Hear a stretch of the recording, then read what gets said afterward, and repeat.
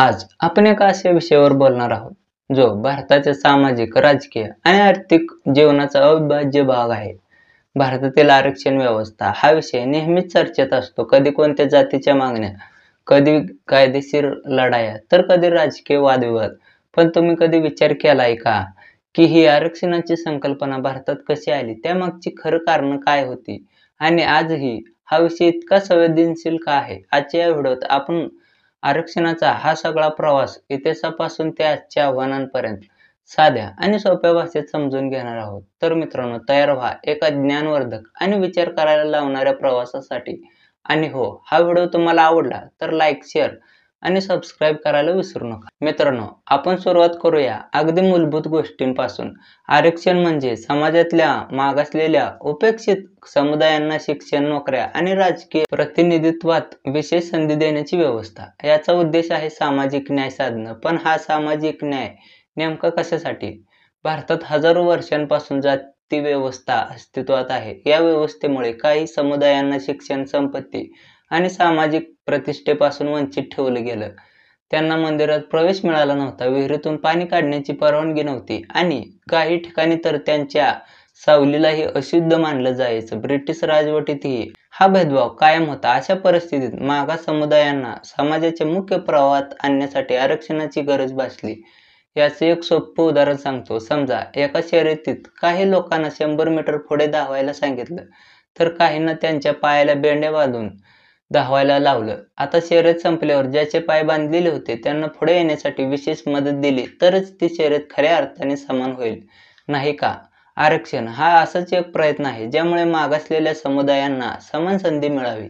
आता आपण जरा इतिहासात डोकावूया. भारतात आरक्षणाची सुरुवात स्वातंत्र्यापूर्वीच झाली होती. 1902 मध्ये कोल्हापूरचे छत्रपती शाहूजी महाराज यांनी आपल्या राज्यात मागासवर्गीयांना शिक्षण आणि नोकऱ्यांमध्ये आरक्षण दिलं. त्यांनी जातीय आधारावर होणारा भेदभाव कमी करण्यासाठी खूप मोठं पाऊल उचललं, जे त्या काळात क्रांतिकारी होतं. त्यानंतर 1918 मध्ये म्हैसूर संस्थानातही मागासवर्गीयांसाठी आरक्षणाची व्यवस्था लागू झाली. पण एक मोठा टर्निंग पॉइंट आला 1932 मध्ये, जेव्हा पुणे करार झाला.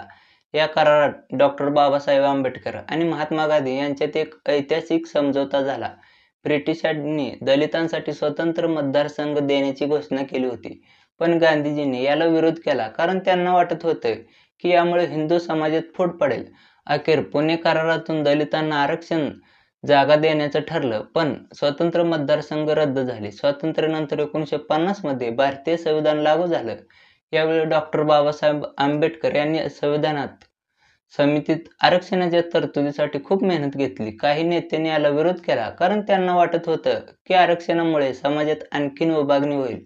पण बाबासाहेबांचा ठाम विश्वास होता की जोपर्यंत सामाजिक विषमता आहे तोपर्यंत आरक्षण हा एकमेव उपाय. भारतीय संविधानाने आरक्षणाला एक कायदेशीर आधार दिला. संविधानात काही महत्त्वाचे अनुच्छेद आहेत ज्याने आरक्षणाला बळकटी दिली. अनुच्छेद 15 सांगतं की कोणत्याही व्यक्तीला जाती, धर्म, लिंग किंवा जन्मस्थानावर आधारित भेदभाव करता येणार नाही. पण मागासवर्गीयांसाठी विशेष तरतुदी करण्याची परवानगी आहे. अनुच्छेद 16 सरकारी नोकऱ्यांमध्ये सर्वांना समान संधी मिळेल असं सांगतं, पण मागासवर्गीयांसाठी आरक्षणाची तरतूदही करता येईल. तर अनुच्छेद 46 मध्ये अनुसूचित जाती आणि अनुसूचित जमातींच्या शैक्षणिक आणि आर्थिक कल्याणासाठी विशेष काळजी घेण्याचं सांगितलं आहे. जेव्हा संविधान लागू झालं तेव्हा 1950 मध्ये आरक्षणाची टक्केवारी ठरली. अनुसूचित जातींसाठी 15% आणि अनुसूचित जमातींसाठी 7.5% म्हणजेच एकूण 22.5%. हा फक्त सुरुवातीचा टप्पा होता. पुढे आरक्षणाची व्याप्ती आणि नियम बदलत गेले आणि त्यात अनेक नवीन वाद आणि चर्चाही 1980 मध्ये भारताच्या आरक्षण व्यवस्थेत एक मोठी क्रांती घडली. मंडळ आयोग. बिंदेश्वरी प्रसाद मंडळ यांच्या नेतृत्वाखालील या आयोगाने देशभरातील सामाजिक आणि आर्थिकदृष्ट्या मागासलेल्या जातींचा अभ्यास केला. त्यांनी 1257 जातींना इतर मागासवर्गीय म्हणजे ओबीसी म्हणून घोषित केलं आणि त्यांच्यासाठी 27% आरक्षणाची शिफारस केली. पण या शिफारशीची अंमलबजावणी लगेच झाली नाही. 1990 मध्ये व्ही.पी. सिंग यांच्या सरकारने मंडळ आयोगाच्या शिफारशी लागू केल्या. यामुळे देशभरात मोठा गदारोळ माजला. अनेक ठिकाणी तीव्र निदर्शनं झाली. विशेषतः विद्यार्थ्यांनी या निर्णयाला कडाडून विरोध केला.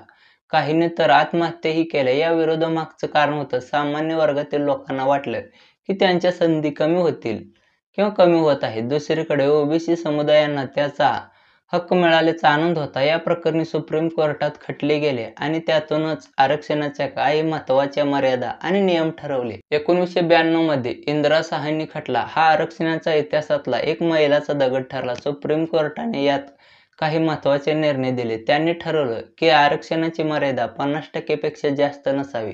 तसंच ओबीसीसाठी क्रीमी लेयर ही संकल्पना आणली गेली, म्हणजे जे आर्थिक आणि सामाजिकदृष्ट्या सक्षम झाले आहेत त्यांना आरक्षणाचा लाभ मिळणार नाही. याशिवाय मंडळ आयोगाच्या 27% ओबीसी आरक्षणाला कायदेशीर मान्यता मिळाली. सध्याच्या काळात आरक्षणाची टक्केवारी अशी आहे: अनुसूचित जातींसाठी 15%, अनुसूचित जमातीसाठी 7.5%, ओबीसीसाठी 27% आणि 2019 पासून आर्थिकदृष्ट्या मागास वर्गांसाठी म्हणजे ईबीसीसाठी 10% म्हणजेच एकूण 59.5%.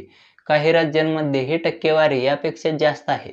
ईडब्ल्यूएस आरक्षण हा एक नवीन बदल आहे ज्यामुळे सामान्य वर्गातील आर्थिकदृष्ट्या मागास लोकांना संधी मिळाली, पण यावरही अनेक वाद आहेत. आजच्या काळात आरक्षण हा विषय खूप जटिल झाला आहे. वेगवेगळ्या समुदायांकडून आरक्षणाच्या मागण्या येत आहेत. उदाहरणार्थ, महाराष्ट्रात मनोज जरांगे पाटील यांच्या नेतृत्वाखाली मराठा समाज मोठ्या प्रमाणात आंदोलन करतोय. त्यांना ओबीसी कॅटेगरीत समाविष्ट करावं अशी मागणी आहे. त्याचप्रमाणे गुजरातमधील पटेल समाजानेही ओबीसी आरक्षणासाठी मोठी चळवळ उभारली आहे. हरियाणा आणि राजस्थानमध्ये जाट समाजानेही आपल्या मागण्या तीव्रतेने मांडल्या आहेत. पण या मागण्यांमुळे काही प्रश्न निर्माण होतात. सुप्रीम कोर्टाने ठरवलेली 50%ची मर्यादा अनेक राज्यांमध्ये ओलांडली गेली आहे आणि यावर कायदेशीर आव्हानं येत आहेत. ओबीसीमधील क्रीमी लेयरच्या व्याख्येवरूनही अनेकदा वाद होतात. शिवाय आरक्षणाचा मुद्दा राजकारणात मोठ्या प्रमाणात वापरला जातो, ज्यामुळे सामाजिक तणाव वाढतो आणि या सगळ्या आव्हानांमुळे आरक्षणाची व्यवस्था पुन्हा एकदा चर्चेच्या केंद्रस्थानी आली आहे. आता आरक्षणाचं भवितव्य काय असेल? तज्ज्ञांचं असं मत आहे की भविष्यात आरक्षणाची व्यवस्था बदलू शकते. काही जणांचं म्हणणं आहे की जातीऐवजी आर्थिक परिस्थितीवर आधारित आरक्षण देण्याची गरज आहे. काहींचं मत आहे की आरक्षणापेक्षा शिक्षणाची गुणवत्ता आणि कौशल्य विकासावर भर देणं गरजेचं आहे. जोपर्यंत जातीवाद आहे तोपर्यंत आरक्षणाची गरज कायम राहील, पण जातीवाद संपवण्यासाठी सामाजिक सुधारणांची गरज आहे. काही तज्ज्ञांचं मत असं आहे की नवीन आयोग स्थापन करून आरक्षणाच्या धोरणाचा पुनर्विचार व्हायला हवा. काही राज्यांनी याबाबत वेगळी धोरणं स्वीकारली आहेत. उदाहरणार्थ, तामिळनाडूत एकूण 70% आरक्षण आहे, जे सुप्रीम कोर्टाच्या मर्यादेपेक्षा जास्त आहे, पण याला कायदेशीर आव्हानंही येतात. भविष्यात कदाचित संविधानात सुधारणा किंवा राज्यनिहाय भिन्न धोरणं पाहायला मिळू शकतात. मित्रांनो, आरक्षण हा फक्त कायदेशीर किंवा राजकीय मुद्दा नाही, तर तो सामाजिक आहे. यामुळे समाजात एकता यायला हवी, पण काही वेळा तणावही निर्माण होतात. काही प्रश्न आजही अनुत्तरित आहेत. आरक्षण कायम ठेवायचं का? जर होय, तर किती काळ? गुणवत्ता आणि समानता याचा समतोल कसा साधायचा? आणि सामाजिक न्याय साधण्यासाठी हा एकमेव उपाय आहे का? या प्रश्नावर प्रत्येकाचं मत वेगळं असू शकतं, पण एक गोष्ट नक्की, आरक्षणाचा अंतिम उद्देश आहे एक असा समाज निर्माण करणे जिथे कोणालाही विशेष संधीची गरज भासणार नाही. भारतातील आरक्षण व्यवस्थेचा हा प्रवास खूप रंजक आणि जटिल आहे. हा विषय आपल्या समाजाच्या मुळाशी आणि यावर चर्चा करणं गरजेचं आहे. तुम्हाला काय वाटतं? आरक्षणाबाबत तुमचं मत काय आहे? खाली कमेंट्स बॉक्समध्ये नक्की सांगा. जर तुम्हाला हा व्हिडिओ आवडला असेल तर लाईक करायला विसरू नका. तुमच्या मित्रमैत्रिणींसोबत व्हिडिओ शेअर करा आणि आमच्या चॅनलला सबस्क्राईब करा. बेल आयकॉन दाबून नोटिफिकेशन ऑन करा, जेणेकरून आमचे नवीन व्हिडिओ तुम्हाला लगेच बघायला मिळतील. धन्यवाद. भेटू पुन्हा अशा एका नवीन आणि इंटरेस्टिंग विषयामध्ये.